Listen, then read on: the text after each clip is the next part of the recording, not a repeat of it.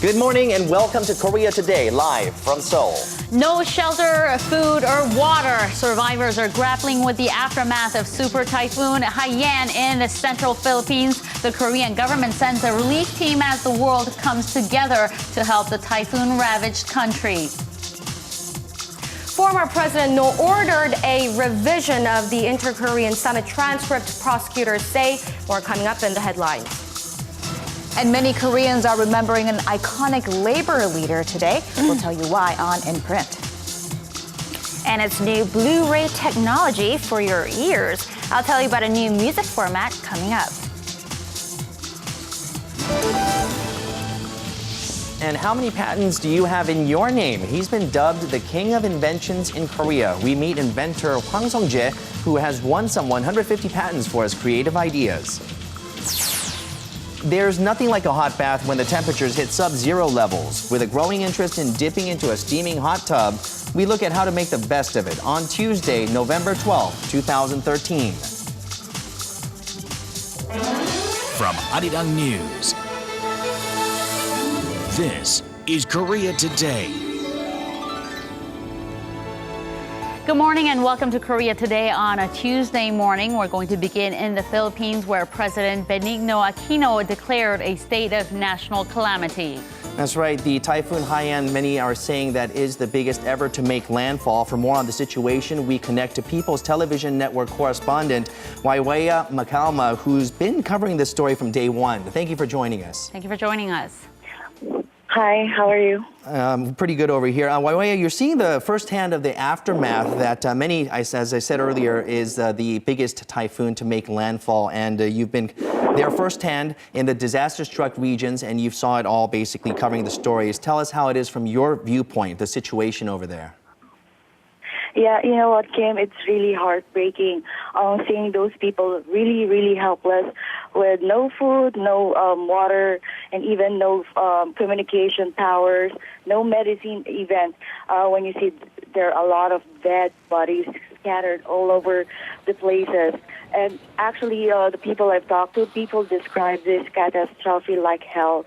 None of them thought they would really survive after this biggest typhoon in the country that hit the country. And even I even saw some children with no complete clothes, only one sleeper with scratches and even open wounds in their faces. They're just walking down the street crying and looking for missing families. So basically that's the first hand when I saw after the typhoon struck their place in eastern Visayas, that's in Region 8 of the Philippines. And as of this time, Kim, almost 2,000 fatalities confirmed by the National Disaster Risk Reduction and Management Council. However, it may increase in the coming hours or days because there are a lot of villages and towns that are still unreachable because of their some debris, big debris along the roads that are still impassable. This is also especially in the town of Gian, where Typhoon Yolanda made its first landfall. But because there are also dead reports, just to inform you as well, that there are still dead bodies floating in the sea. And aside from that, their villages have not yet reached by the government because almost the main roads and in fact, the only means of transportation is only the military aircraft. Which also depends in where they were going to land. If they can still land actually, and due to the extent of the damage, some of the all of the communication lines are not yet fully restored as of this time, Kim. Sounds like a dire situation you're dealing with. And some of the survivors, actually most of the survivors have lost their homes. And according to UN estimates, some 660,000 people have been displaced. Now, what about how's the situation for them? Do they have shelters? Is there room? Do they have food or water? Mm-hmm. Actually, up until right now, they still don't have enough food, no enough water as well.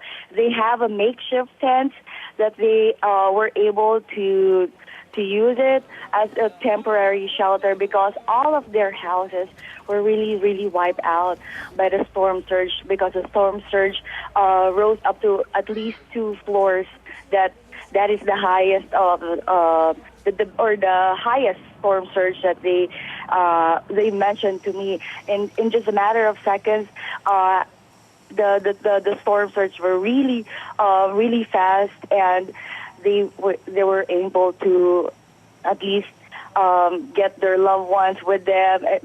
Basically, it's all chaos after the storm surge, and even after until now, because there are still reports that they are looting in the area. In fact, the Philippine National Police already deployed more than 1,000 police personnel and special action force just to maintain the peace and order in the area. And also because of in all actually right now, commercial establishments and even banks and grocery stores are totally wiped out because some of the prisoners were also right now in the area looting. So basically, the government right now is checking if some of the prisoners were the first one who loots who were the one who first loots the groceries and the commercial establishments. Okay, well, it's terrible to hear that even at a time of crisis like this, that there is crime that is rampant over there, going on, looting and such. But debris, you mentioned debris being a factor in getting some of the relief efforts out to the people. You said the people are in the shelters as well. Are the debris, is the debris stopping all the medical supplies as well as water and food from getting to the people at the shelters? Are they getting what they need? Correct. That's correct. Actually, that's the main challenge that the government is facing now. However, they're right now trying to get some more heavy equipment just to be able to remove all of the debris because along the road you will see a bunch of different kinds of debris, such as big trees, and even the communication lines were really down. And also, as you can see, buildings are all wiped out. So basically, I saw one during the aerial inspection with the military. There's one building really went down. You will see how big and how strong is the storm surge and even the typhoon Yolanda. So right now, that's basically the main challenge of the government right now is to remove all of the debris. And in fact, all of the main bridges right now are totally destroyed by the super typhoon. Now, as you're trying to grapple with this aftermath, we're hearing reports of another tropical depression, Zoreda, that is fast approaching. How is the country bracing itself for this? What is the contingency plan? Just quickly, we're almost out of time. Okay, you're correct. Yesterday, the NDRMC held a closed-door meeting. They're, in fact, trying to establish whatever they can do to help all of the places that will be tracking the typhoon Zoreda. So right now, they're also doing all of the efforts coming in and out of the military aircraft in Tacloban City, the only aircraft that they can land there. So right now, they're all of the contingencies, they're actually fast-tracking everything, even the relief goods and even more personnel, because even the mayors, the government officials there are also victims of the typhoon. Well, we wish the people of the Philippines the best in this time of crisis and also bracing itself for another Our thoughts and storm. prayers with you and for those affected. Thank you for joining us this morning. Thank you. All right, we'll get a check on the domestic headlines we're following at this hour with Hwang Sung-jae.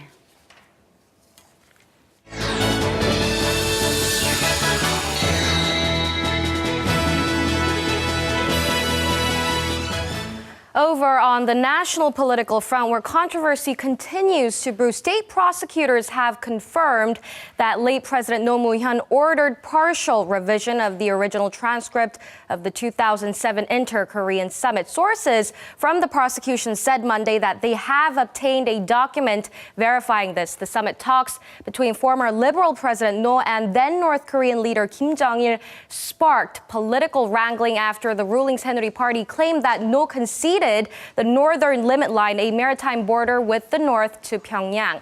Meanwhile, the two main parties continue to lock horns with the lead opposition Democratic Party, saying it will boycott all parliamentary standing committees over the next 3 days, while demanding a special investigation into all alleged irregularities surrounding last year's presidential race. The ruling Saenuri Party criticized the DP for ignoring people's livelihoods and crippling the National Assembly.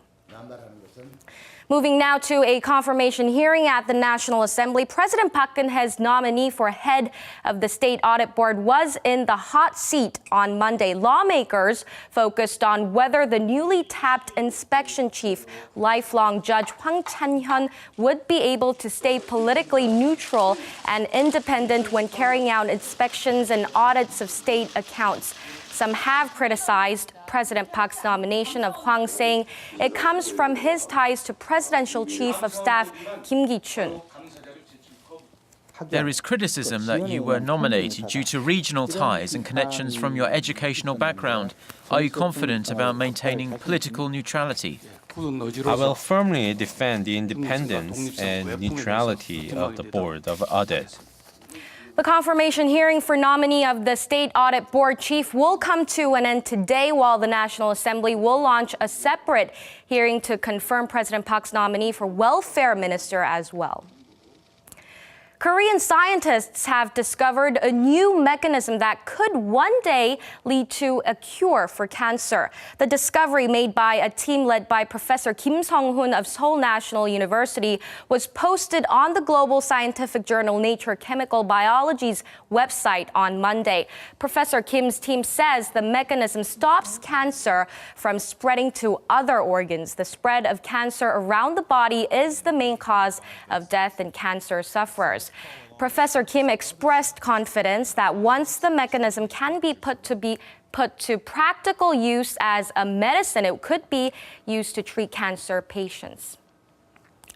The world's appetite for Korean-made IT products appears to be getting stronger as Korea saw its information and communications technology exports hit a record high last month. The Trade Ministry says the figure amounted to about $16.2 billion in October, up more than 11% from the previous month. The rise in exports was largely due to an increase in shipments of semiconductors, smartphones, and digital televisions. No wonder the smartphone sector posted record high sales last month, which pushed up exports by over 30% compared to the same period last year. ICT exports also rose more than 10% in the first 10 months of the year compared to the same period last year.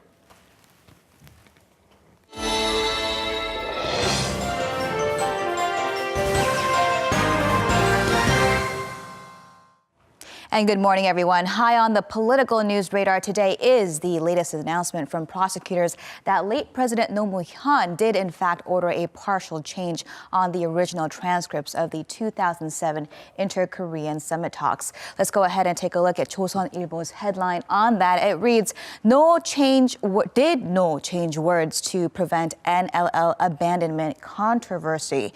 And according to the article, former President Roh had called for a wise handling to the first draft of the transcript that was drafted by his secretary, Cho Myung-gyun, as he found that the draft was incomplete and misleading, particularly on the time frame that the issue of the maritime border of the northern limit line would be resolved. The paper reports that the original wording of resolve during the NLL term was changed to heal during the term, while the Roh Moo-hyun Foundation rebuffed this scrutiny as politically motivated. Now, on the other side of the spectrum, the paper says there is analysis that changing that word resolve to heal was an effort to prevent a controversy from sprouting over the NLL issue.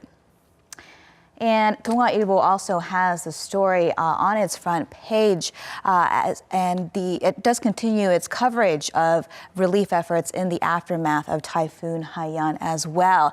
As survivors line up for supplies in Tacloban in the Philippines, the headline below it reads, Typhoon Haiyan took more lives in Vietnam and China.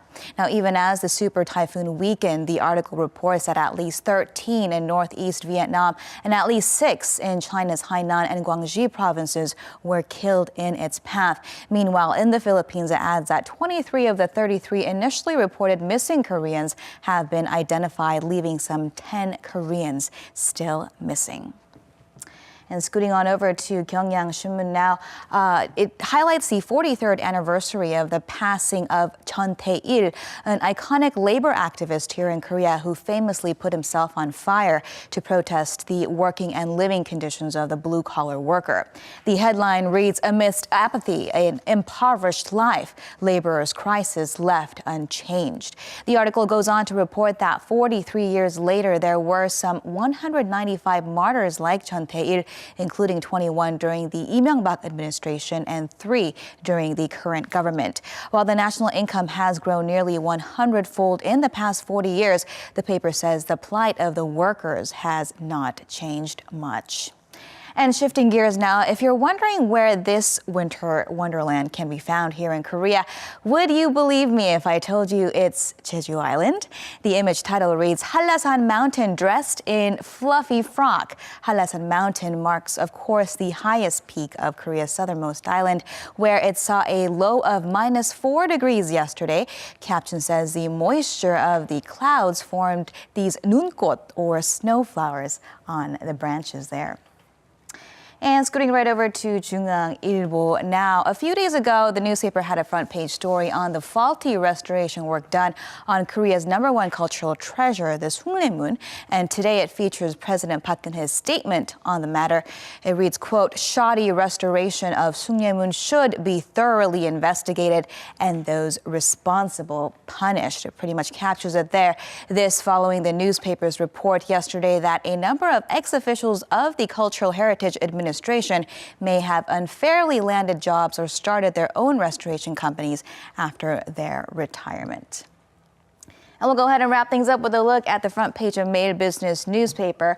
Its headline reads, local government selling land to fill their empty barns, focusing there on the strategy some local governments are planning to adopt in the face of budgetary challenges.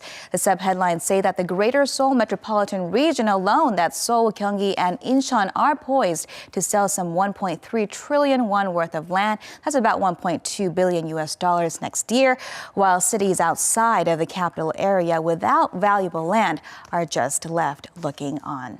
And with that, we'll wrap your look at what's in print on this Tuesday. Next up are your closing numbers from Monday's market action.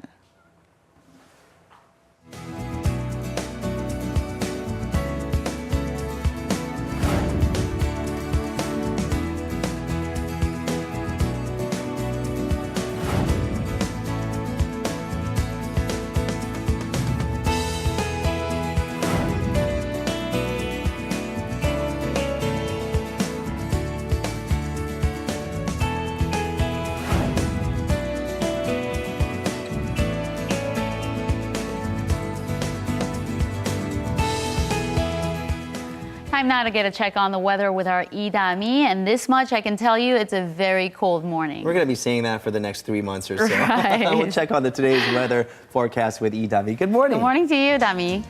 She looks cold. Yes, all bundled Happy up. Tuesday morning, everyone. Today I'm reporting live from Gangnam-gu Seoul. This morning it is simply cold. There are signs of strong gusty winds. All I can say is please make sure to bundle up because, well, it's just even hard standing still in the cold weather. Now, yesterday not only did we see the first signs of cold wave watches, but we also saw signs of ice here in Seoul. There's still maybe some icy patches on the streets or on the road, so please be careful on your morning commutes. Now, it looks like we will be seeing clear skies throughout the day. However, another cold day as cold wave watches are still continuing from yesterday, such as areas over in Gangwon-do, Gyeongsang-buk-do, and Chungcheong-buk-do as well. Now, the dry air is still lingering here in Seoul, but it did spread over to Gangwon-do, Busan, and Gyeongsang-do, so you may want to be careful when handling fires. Now, tomorrow we will be seeing temperatures will rise a bit, and we will be seeing seasonal or average seasonal temperatures, but on Thursday we are expecting nationwide precipitation. Let's now go ahead and take a look at the weather around the peninsula. Here in the nation's capital, highs will rise to 10, Daejeon and Gwangju to 11, Daegu, Gangneung, and Jeju Island at 12, while Busan is at 13 degrees. That's all I have for the weather. I'll be back in the latter half. Thank you very much, Tommy, for the weather forecast, and we'll see her later on Korea Today. Now, we've seen these, do you remember VHS Yes. tapes, right? We used to watch videos on those things, and we've seen the evolution from VHS to DVDs and now Blu-rays. Now it's time for music to reap the benefits of technology. I'm really excited about this, and Connie Lee joins us for this story. Good morning, Connie. So Good what morning. exactly are we talking about? What kind of format is this? Well, it's new technology pioneered by record label Universal Music, and the name is a bit of a mouthful. It's called High Fidelity Pure Audio, or Pure Audio for short. And basically, it's audio released in the Blu-ray format, meaning crystal clear sounds, HD quality sounds. And according to officials, the sounds are as they were intended by the artist. So I thought the best way to get a little taste of what the sound may sound like is to get a little listen of a sample. So we're going to get a listen of two different audio tracks, or two different audio forms. All right. Now it's called, one will play the MP3 version, and it's going to be Amy Winehouse's song called Rehab. I don't know if you're familiar with it. We are. So the first version will be the MP3 version, and if you can take a listen. You should have told us. Wait, who the artist is? No, which one is the MP3 or which one? Now try to pick out the different instruments involved and try to hear out the different sounds in the song. Okay, now let's take a listen to that same song, the same section of that song in the pure audio format. And let me know if you could tell the difference. All right. Make me go to rehab. I said no. I can tell the difference. It's louder, for sure. Louder for sure, right? But you can't actually hear the different sounds of the different instruments and the sounds. Right, it has some warmth, sort of. Right, you're exactly right. Well, at first listen, it just sounds like the volume just went up, but actually the volume did not change. And the sounds in the pure audio format are much richer and fuller, and you can pinpoint the different instruments. And unlike CDs or MP3s, the audio is not as compressed or degraded, both of which have a negative effect on the high quality sounds made in the recording studio. Here's a closer look.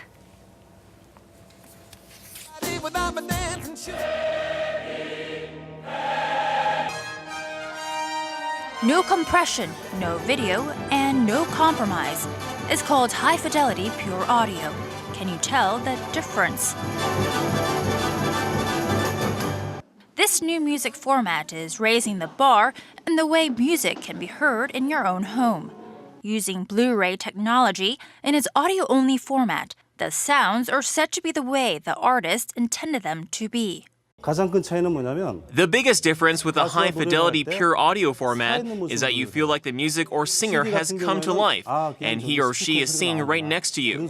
With a CD or MP3, you can tell the sounds are coming from a speaker. This format lets out a richer and fuller sound. Looking at the technical specs, Pure Audio uses at least a 96 kHz sample rate at 24-bit resolution. Or in translation, that means a much higher quality than a CD's 44 kHz sample rate at 16 bits. Launched by the record label Universal Music, only a set number of albums have been released so far in France, in the UK, and now in Korea. For starters, in Korea, a total of 33 albums have been reissued on the high-fidelity pure audio format. But by the end of this year, officials hope to add 100 more. From pop and rock albums like Nirvana's Nevermind to some jazz and classical pieces, the first batch of albums released by Universal are the ones that are said to have a deep and loyal fan base. Korea is very advanced digitally, with most people listening to MP3s now. But there is that niche market that appreciates and values good sound. There are people who are tired of listening to CDs and low-quality MP3s. At the launching event, music insiders and the press alike were able to get a taste of the crystal clear sounds of pure audio, which can only be experienced on Blu-ray players.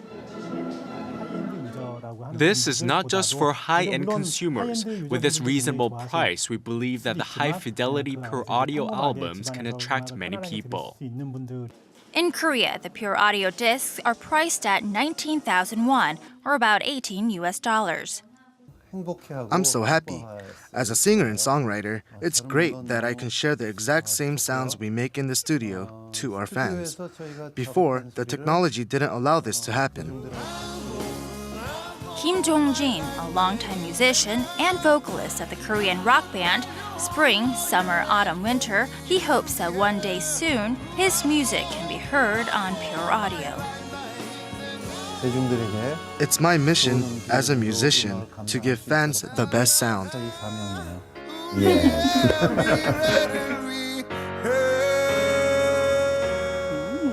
What are those in your hands? Well, I have with me a sample of a copy of some of the Blu-ray audio discs, and we have Queen's Night at the Opera and jazz artist Oscar Peterson's Night Train. You also have Nirvana there, and this is I one of do. my favorites there. Mine too. Yeah, Love you the want album it? cover. How about Korean albums? What if you want to enjoy Korean songs on these Blu-ray discs? Right, good question. I'm sure a lot of people are wondering if Korean artists will be available on these pure audio formats. But Universal Music officials say they're looking into it right now. There are none currently selling, but they hope that some classics can be released soon, especially classics such as Cho Soo-mi's albums, which I'm sure would be great on Blu-ray. Right, I'm sure. You know, I was listening to cassette tapes when CDs came out. and Same here. I'm in that I was kind generation. of skeptical about whether everyone would begin to use CDs or not, but now we're into MP3s, and now this. So can this, or will this, do people expect this to actually replace CDs in the near future? Well, maybe not in the near future, but music insiders do say that this pure audio formats could replace CDs and making CDs obsolete one day. And as for these selling well, Universal Music officials say, we're talking about a niche market. So these avid music fans and people with a very nice stereo system at home. Now, these pure audio albums were first launched in France back in May, and so far it's been doing actually pretty well. They said 500,000 copies have sold just in the past couple of months. And so we do see a demand for these albums. I mean, as you said, if it's targeting the high-end customers, I mean, the players would also be expensive to play the Blu-ray CDs.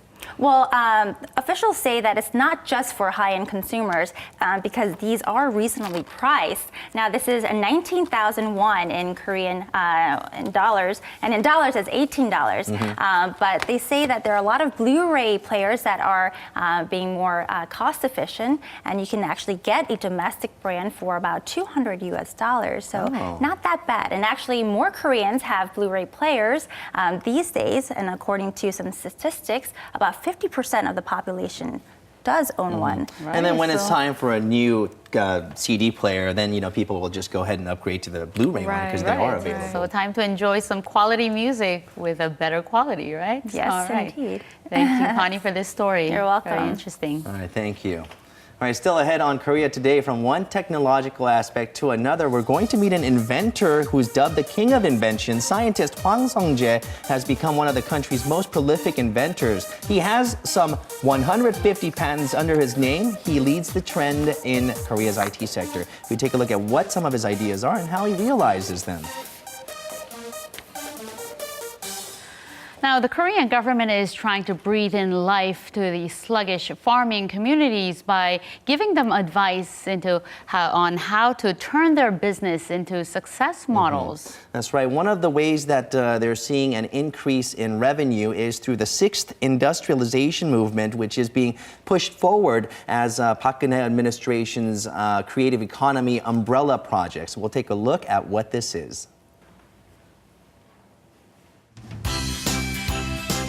In a place called Dungdanji Village in Yangpyeong, Gyeonggi-do, a new movement to realize a creative farming trend has begun. A small festival is being held here, which is known for its regional specialty, the Jerusalem artichoke, or Dungdanji, where people can harvest their own produce and buy various medicinal food. Especially popular are the secondary processed goods, rice cakes, songpyeon, or Korean pancakes made using Dungdanji. The reason why this simple village was able to hold such a unique festival is because of the wind of change in the rural community. I hope the produce sells a lot more and that we see more energy in the village, with a larger number of people coming through. What is the 6th industrialization? At this village, people using first phase regional produce put out second phase processed goods. Based on this, they can expand it to the 3rd phase of industrialization, such as serving food, offering experience programs, as well as attracting tourists. The 6th industrialization was born from a combination of the 1st, 2nd, and 3rd industries. If in the past there were only programs for visitors who came for the activities here, now we've added restaurants and cultural venues, so I think it'll create a synergy effect between the farming villages and the region, and also offer more for the visitors. At another village in the Yangpyeong region is a place called Hwang. It's none other than a farm restaurant where people can taste healthy meals cooked up with fresh ingredients and traditional sauces made by the owners themselves. Today, special guests arrived at this farm restaurant. A group of industrial and academic experts from Sungri Women's College were invited to offer marketing advice as part of the Rural Development Administration's support program. On August 13th, the Rural Administration launched a forum for experts in this field on how to promote the 6th industrialization. Ahead of this, it also created a supporting task force team to build ties with 158 agricultural technology centers across the country and build a cooperative system. In order to promote the 6th industrialization movement, we are running a program with experts in order to develop human resources, support people on site, and bring in more feedback. And to provide Hwang with a specific marketing tactic and offer business consulting, a famous chef looks over the restaurant's recipes and also provides feedback on the taste of the food. There are no dishes other than kimchi that use chili powder. I don't know if it's on purpose, but it's very unique. I can see a lot of effort to show all you have, but I think it'd be better to reduce the number of side dishes. I would like to promote traditional food. That's why I want people to experience traditional dishes, from young children to homemakers as well, so they know what the charm is. At an agriculture company in Gongju, Chungcheongnam-do is a place called Mimaji. And today, a group of young guests are visiting. It's to take part in a special event using Gongju's regional specialty, chestnuts. From making sweet chestnut jelly to creating dye with the chestnut shells, there's a variety of activities. This place has succeeded in drawing in tourists using secondary processed goods with creative ideas that highlight the characteristics of the farming community. Chestnuts are used a lot, but most of the shells get thrown out or are used as fertilizer at the most. After thinking about how to use them in creative ways, I came up with the idea of using the pigments and utilizing them in dyeing fabrics. And now we can put out products made with them. Not only that, Mimaji also has a folk drama museum. There are traditional farming equipment and daily items on display, offering a view and experience of Korean traditional culture. As such, Mimaji has become a successful business model of 6th industrialization by developing new programs and products while creating a unique cultural space. The new industrial movement aims not only to increase profits for the agricultural community, but also attract foreign tourists. Hopes are that this will also become a greater platform for the country's competitiveness in the future. So what do you do to get support from the Rural Development Administration? Our Hwang Sung-jae has some answers. You just go to your the agricultural centers in respective governments to get further support. So right, turn in not your that business hard. proposal, right? Right. That's right. So whether it's a PPT or whatever it is, turn out a business proposal, and there you have it. Right. All right, that was our report for you on the 6th industrialization of agriculture. And now it's time to head over to Dogok with Lee-Dami. That's right. She is standing by at a traditional handicraft for foreigners, like a center for foreigners. Let's go over to her right now. Good morning. Back to you, Dami. It's very interesting. I'm back reporting live inside Dogok Station in Gangnam-gu Seoul. Now, whenever it comes to touring Seoul for foreigners, usually the process or, the courses are pretty similar. So today I decided to introduce to you a very special place that's inside the Dogok Station, exit number 3. It's none other than the Seoul Culture tourism brand Travel Experience Attic or Travel Experience Darakbang. Now, as we move along this way, we have a room that is a place where you can make these special crafts. Now, this is a place where foreigners can come and enjoy learning how to make Korean traditional crafts.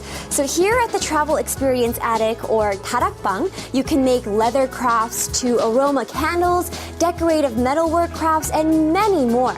Now, the Darakbang program was selected by the Korea Tourism Organization as a creative tourism program this year. So here this morning, we are actually seeing someone making leather traditional crafts right now. So this is kind of a little bit of the process. Now, whenever it comes to making these leather crafts, a lot of people think that it's very difficult and it takes professionals to make one. But I'm going to show you that even beginners like me can make these beautiful leather crafts. So here we have something inscripted right here. It says Korea Today. And what I do is I put this ring on right here, and then, let's see, oops, put it in here like this. There we go. And I can also inscript something onto the leather as well. Let's see. So it's something like this, okay. But anyways, the finished product would come out like this. Beautiful, huh? Now, here, there's also lots of, like I said, lots of different experience programs. And now these experience programs will be open every Tuesday this month for foreigners. So definitely don't miss out on this opportunity and come and learn about Korea's culture and learn how to make these crafts. That's all I have for now. I'm Lee-Dami, Korea Today.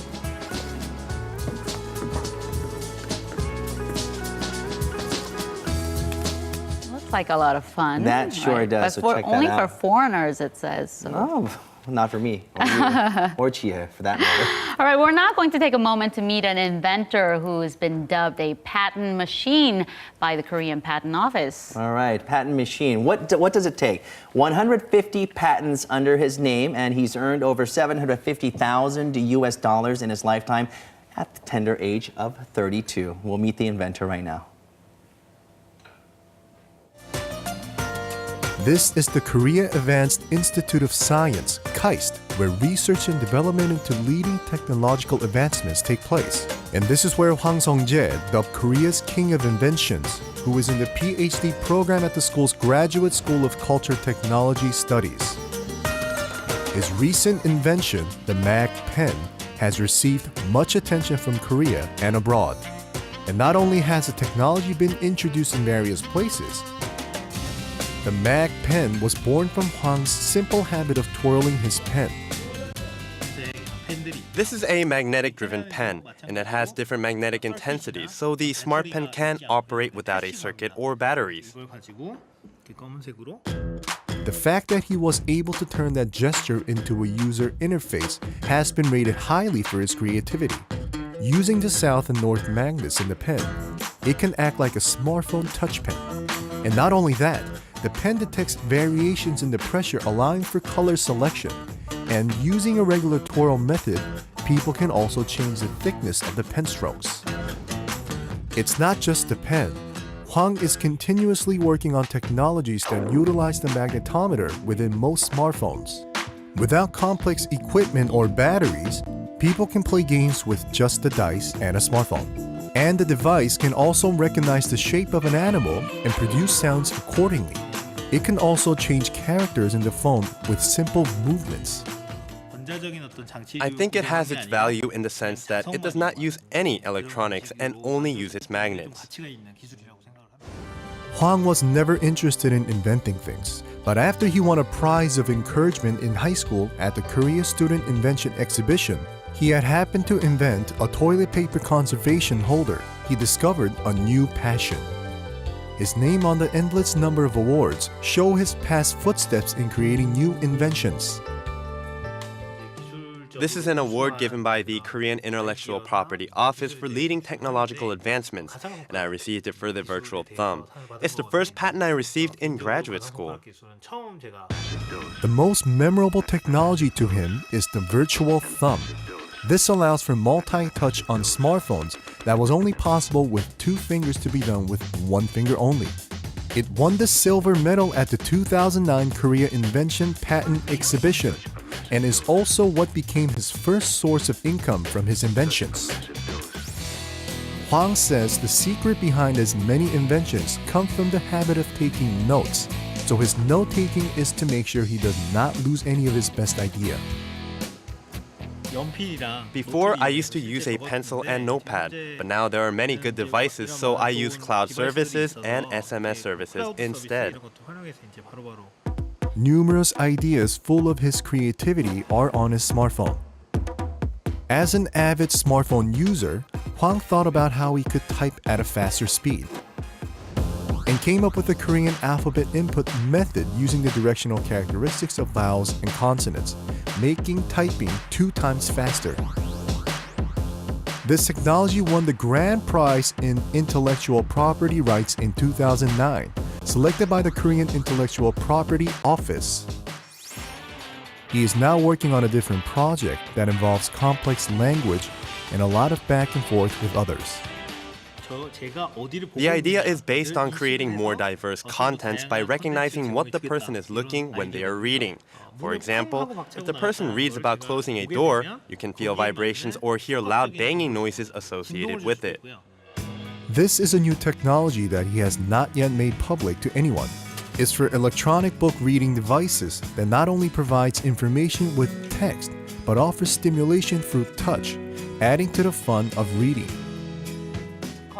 When I look at his ideas that we received patents for, a lot of them are things that I wouldn't have even thought about.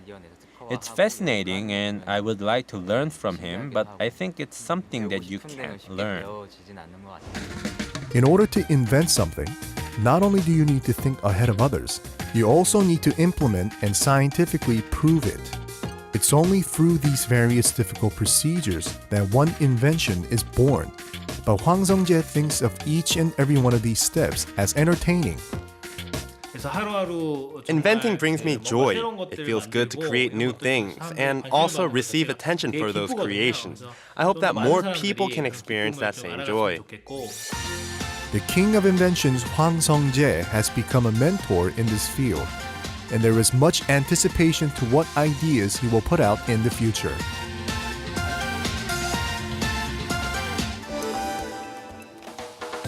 And still ahead, it provides you with rest and relaxation and also draws out toxins in the body. A hot bath is a great way to provide the body with an extra boost in blood circulation and much more. We take a look at how to make the best of a hot bath to keep healthy. Stay tuned.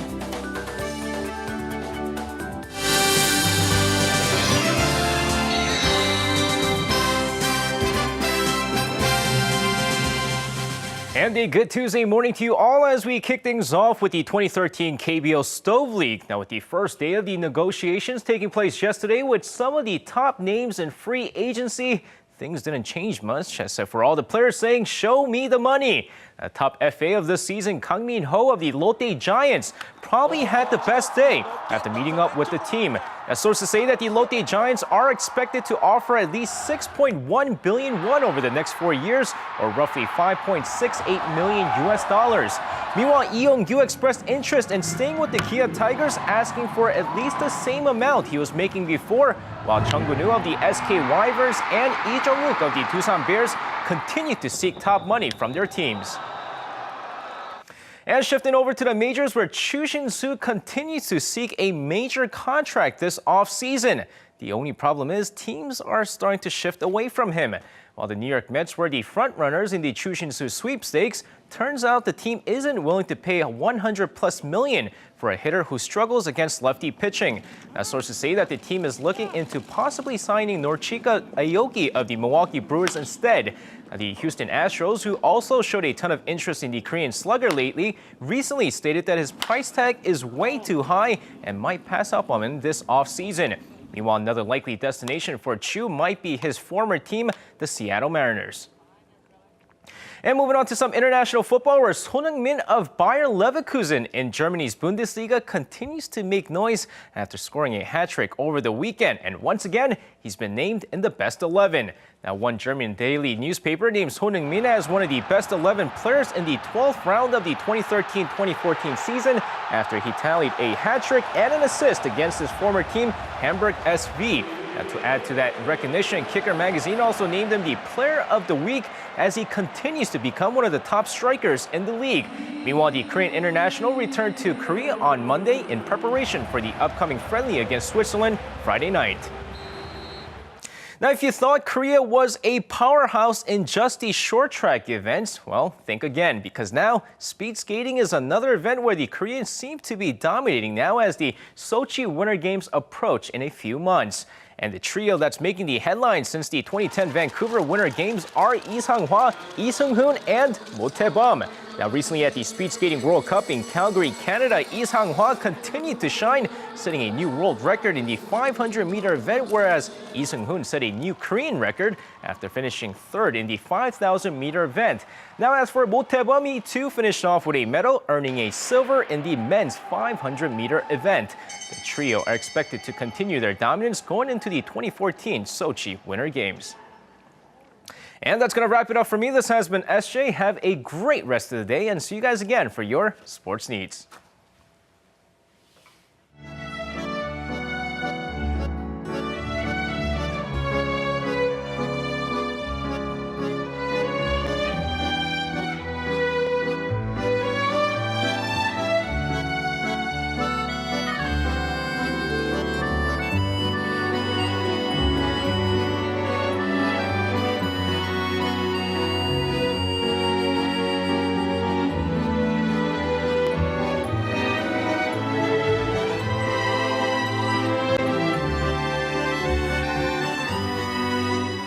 Beautiful sight, and that is clearly a sign that winter is here. And as the weather gets colder, more people are resorting to warm baths. It helps relieve tension in your bodies and also helps you relieve some stress. We could really use one this morning. Right but now. right, sometimes it's hard to tell whether it just feels good or whether there are real health benefits. So we decided to ask our doctor, Alice Hyung-kyung-dan from Samsung Medical Center, to join us and give us some answers. Good morning. Good morning. Yeah, so bathing can promote your circulation. It can improve pain in some cases and relax cold and sore muscles and joints. So there are health benefits to bathing. All right, that's good to know. We'll take the doctor's word for that, but we also have a report prepared, so take a look at that. We'll be back with more questions.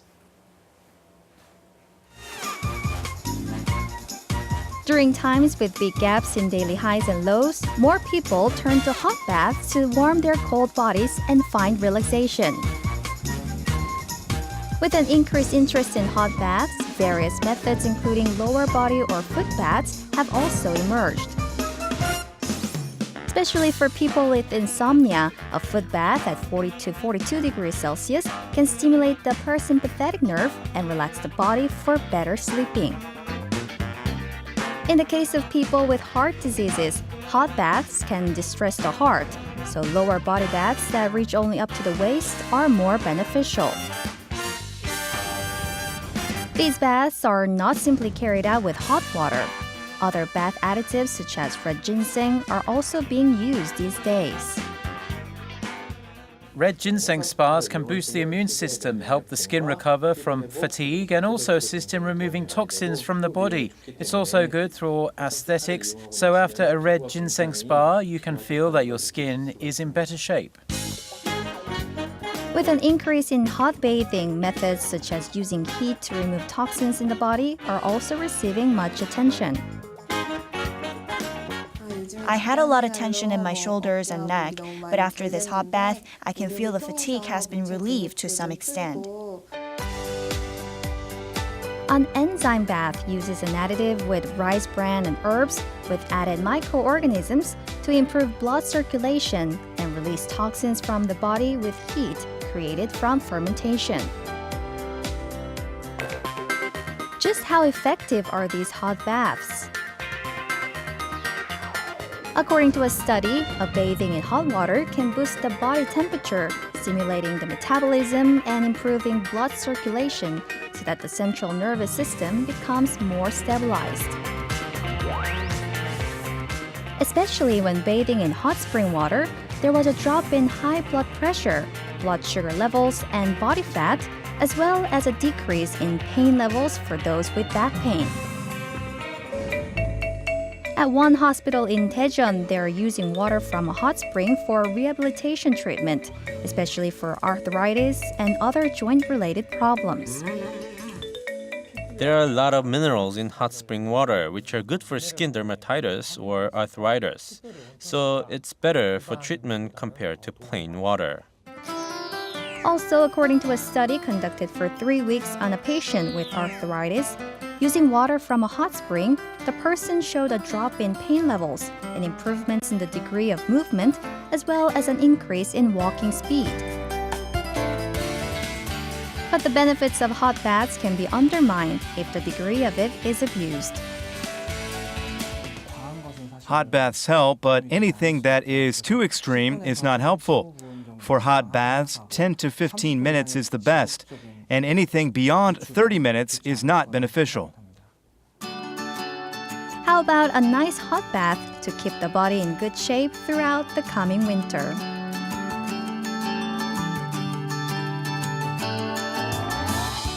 I think that's what all of us can actually use, but a hot bath. But a hot bath might be good for you. But is there a wrong way? Sometimes I've been lightheaded coming out of the tub. Is there a wrong way to take a bath? All right, so certain people need to be cautious when taking a bath. People with atopic dermatitis should avoid taking long, prolonged baths.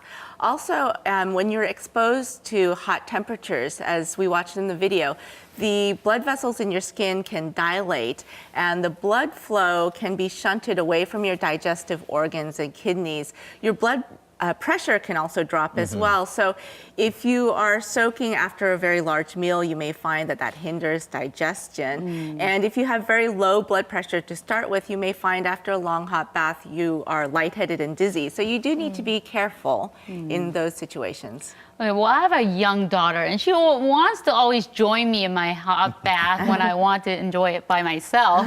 What about young children and also pregnant women, too? Right, so kids and pregnant women, they need to be careful.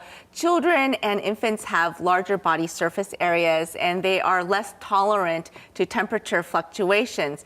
They're also prone to drowning accidents, even in very shallow tubs.